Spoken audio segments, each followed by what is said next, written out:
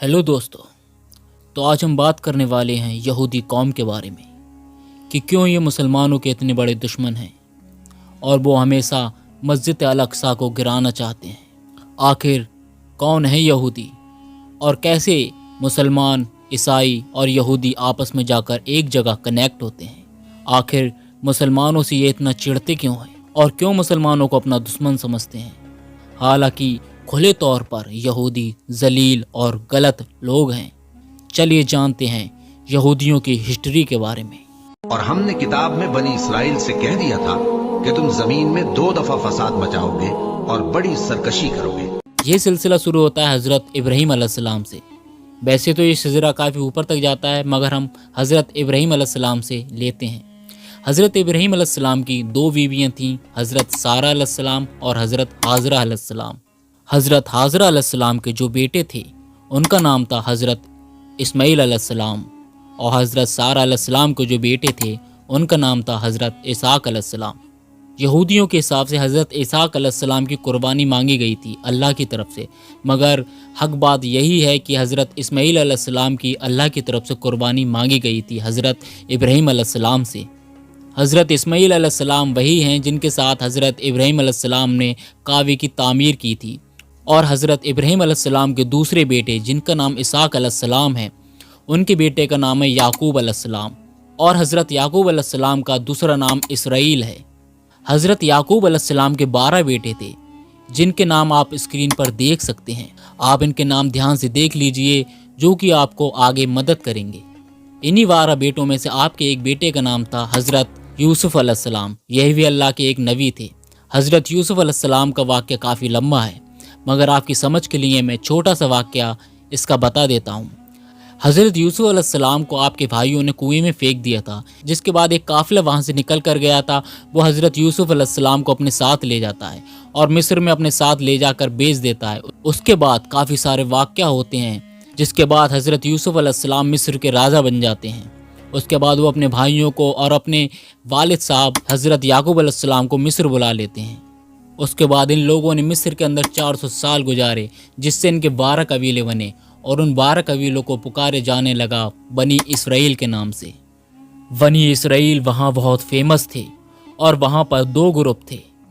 पहला जो फ़लस्तीन और शाम देश से ताल्लुक़ रखता था उसको कहते थे हैकस ख़ानदान, और वहाँ दूसरा ग्रुप था जिसको कहा जाता था किब्ती ख़ानदान, जो कि वहाँ का लोकल ग्रुप था।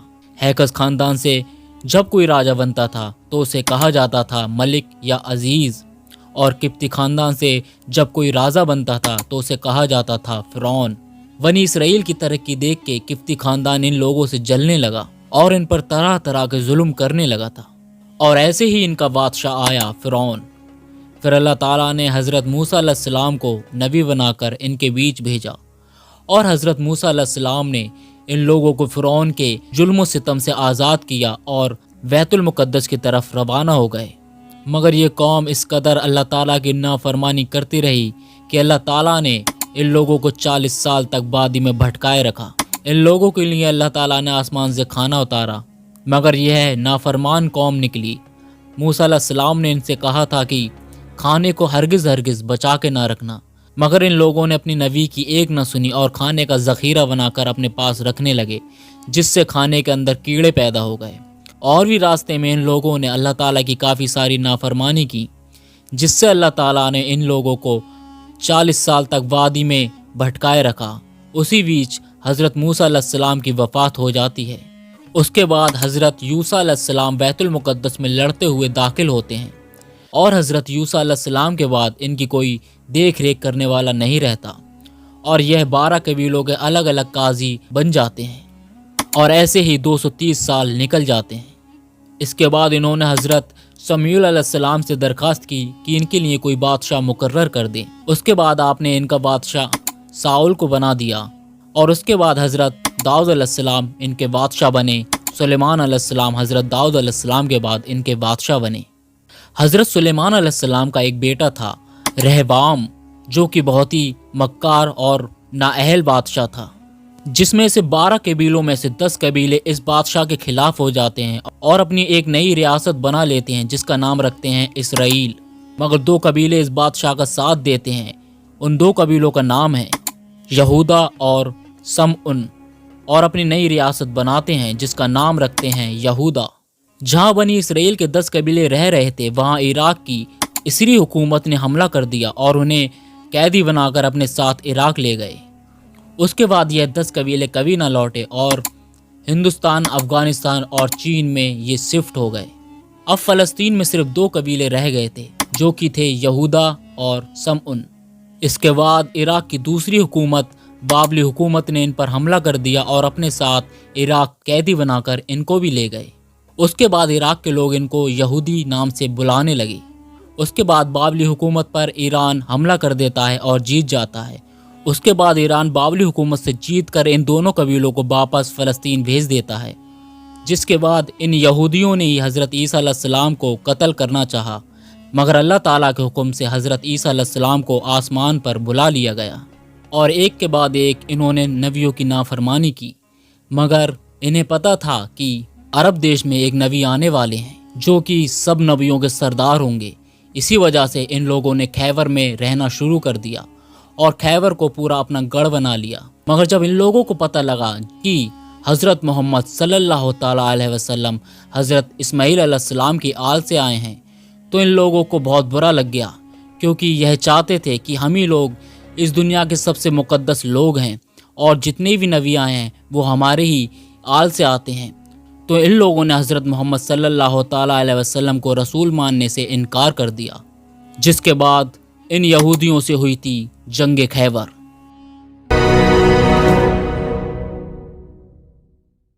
फ़लस्तीन और इसराइल की जो लड़ाई चल रही है, आखिर क्यों ये लड़ाई चल रही है, यह जानने के लिए हमें जाना पड़ेगा इतिहास के पुराने पन्नों में। जेरूसलम के इतिहास को जानने के लिए हमें बहुत पीछे चलना होगा, सदियों पीछे, ईसा अलैहिस्सलाम से भी पहले पुरानी टाइमलाइन में दाखिल होते हैं। ईसा अलैहिस्सलाम से करीब 1000 साल पहले सुलेमान अलैहिस्सलाम ने सुलेमानी हैकल बनवाया। यहूदी इसे फर्स्ट टेम्पल कहकर पुकारते थे। सुलेमान अलैहिस्सलाम को इस्लाम और ईसाईयत में दोनों में नबी का दर्जा हासिल है। सुलेमान अलैहिस्सलाम के बनाए फर्स्ट टेम्पल को बाद में बेबीलोनियन के लोगों ने तोड़ दिया। 516 ईस्वी पूर्व में यहूदियों ने दोबारा इसी जगह पर एक और टेम्पल बनाया। वह टेम्पल कहलाया सेकंड टेम्पल। यहाँ यहूदी अपनी इबादत किया करते थे। सेकंड टेम्पल 600 साल तक सलामत रहा। फिर सन 70 में यहाँ रोमन्स ने हमला बोल दिया। टेम्पल को तोड़ने की कोशिश भी हुई। टेम्पल को तोड़ा गया, लेकिन एक दीवार बच गई। यह दीवार आज भी मौजूद है।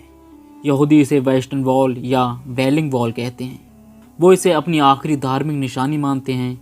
इंटरनेट पर आपने वेस्टर्न वॉल की तस्वीरें देखी होंगी। आज भी यहूदी लोग यहाँ इबादत करने आते हैं। दीवार की दरारों में लोग मन्नत वाली चिट्ठियाँ रख देते हैं। वह दीवार से लिपट कर रोते भी हैं, इसलिए वॉलिंग वॉल नाम आया। इस जगह के अंदर हॉली ऑफ द हॉलीज है। यहूदियों का मानना है कि यही वही जगह है जहाँ से दुनिया बनी थी और यहीं पर पैगम्बर इब्राहीम अलैहिस्सलाम ने अपने बेटे इसहाक अलैहिस्सलाम की कुर्बानी की तैयारी की थी। लेकिन इस्लाम धर्म में हज़रत इसहाक अलैहिस्सलाम की कुर्बानी की तैयारी नहीं की गई थी। इस्लाम धर्म के मुताबिक हज़रत इस्माईल अलैहिस्सलाम की कुर्बानी की तैयारी की गई थी और वही हक है।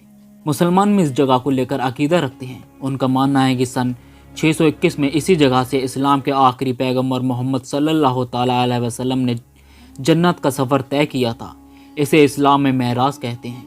इसी मस्जिद में हज़रत मोहम्मद सल्लल्लाहु ताला अलैहि वसल्लम ने खुद से पहले आए सभी पैगम्बरों के साथ नमाज अदा की थी।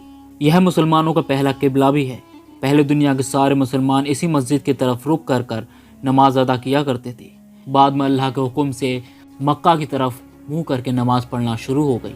इसकी एक हदीस भी मिलती है जो आप पढ़ सकते हैं। प्यारे नबी सल्लल्लाहु ताला अलैहि वसल्लम के दुनिया से जाने के 4 साल बाद मुसलमानों ने जेरूसलम पर हमला किया। तब यहाँ वेजेंटाइन एम्पायर का राज था। तब अल-कुद्स दोबारा मुसलमानों के पास आया। आज अल-अक्सा मस्जिद के सामने की तरफ है एक सुनहरे गुम्बद वाली इस्लामिक इमारत। इसे कहते हैं डोम ऑफ द रॉक। यहूदियों की वेस्टर्न वॉल, मुसलमानों के अल-अक्सा मस्जिद और डोम ऑफ द रॉक, यह सभी इमारतें 2 एकड़ के कंपाउंड के अंदर हैं। इस कंपाउंड में ईसाइयों का भी एक चर्च मौजूद है। वह मानते हैं कि ईसा अलैहिस्सलाम को क्रूसीफाई किया गया था और यही उनका पुनर्जन्म हुआ था। इसी जगह में ईसाइयों का यह चर्च बनाया गया है। 2 एकड़ की ज़मीन में दुनिया के 3 बड़े धर्मों की आस्था जुड़ी इमारतें हैं। वजह यह है कि यह तीनों धर्म एक ही धर्म को फॉलो करते हैं, जिसे इब्राहिमी धर्म कहा जाता है। इब्राहिम अलैहिस्सलाम को अपने इतिहास से जोड़ने वाले यह तीनों धर्म यरूशलेम को अपना पाकिस्तान मानते हैं। यही वजह है कि सदियों से मुसलमान, यहूदी और ईसाइयों के दिल में इस शहर का नाम बसता रहा है।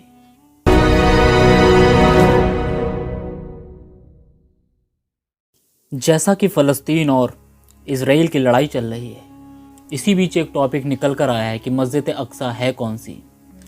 ज़्यादातर अगर इंटरनेट पर अगर हम सर्च करने जाते हैं तो हमें पीले गुंबद वाली मस्जिद दिखाई जाती है, जिसे ज़्यादातर मुसलमान मस्जिद अक्सा समझते हैं। मगर अगर ज़्यादा रिसर्च में जाओगे तो हमें काले गुंबद वाली मस्जिद दिखाई जाती है, जिसे मस्जिद अक्सा बताया जाता है। मगर इन दोनों में से मस्जिद अक्सा है कौन सी? तो आज हम जानते हैं कि असल में रियल मस्जिद अक्सा कौन सी है। असल में हमें जो काले गुंबद वाली मस्जिद दिखाई जाती है उसे मस्जिद किबली कहा जाता है, और जो पीले गुंबद वाली मस्जिद हमें दिखाई जाती है वो कुब्बतुल सकरा है। जो मस्जिद अल किबली के पास मस्जिद है उसे मस्जिद अल बुराक कहा जाता है। और इन तीनों मस्जिदों के जो पूरे कंपाउंड को मस्जिद अल अक्सा कहा जाता है, यानी कि ये तीनों मस्जिद जिस पूरे कंपाउंड में हैं उस पूरे कंपाउंड को मस्जिद अल अक्सा कहा जाता है। आखिर इन तीनों मस्जिदों के अलग अलग नाम क्यों हैं, आइए जानते हैं। मस्जिद अल किबली, मस्जिद अल किबली को इस वजह से मस्जिद अल किबली का नाम से ही पता लगता है कि ये किबला है। इस मस्जिद की तरफ मुंह कर कर पहले मुसलमान नमाज पढ़ा करते थे, इसलिए ये मुसलमानों को पहला किबला भी है, इसलिए इसका नाम मस्जिद अल किबली पड़ा। अब आ जाते हैं मस्जिद अल बुराक पर।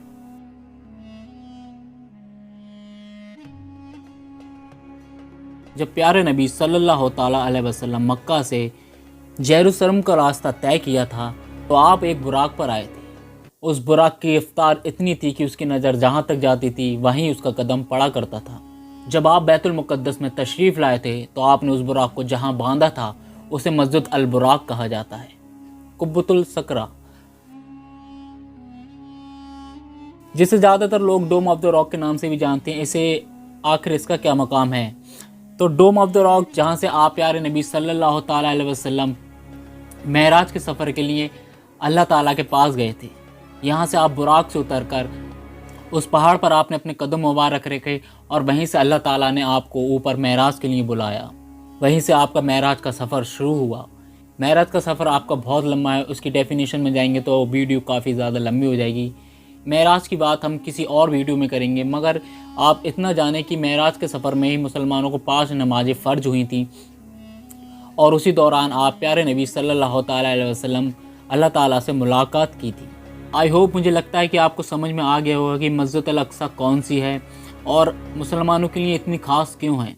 कि काले गुंबद वाली मस्जिद या पीले गुंबद वाली नहीं, हमारे लिए पूरा का पूरा कंपाउंड ही मुक़द्दस है और हमारे लिए बहुत ही वाबरकत है। इसलिए मुसलमानों के लिए यह जगह बहुत ही ज़्यादा ज़रूरी और वाबरकत है। इसलिए ये जगह मुसलमानों के लिए बहुत अहम हो जाती है, क्योंकि प्यारे नबी सल्लल्लाहु ताला अलैहि वसल्लम इसी जगह से अल्लाह ताला से मुलाकात करने गए थे और यहीं से हमें 5 नमाज़ें फ़र्ज हुई थी।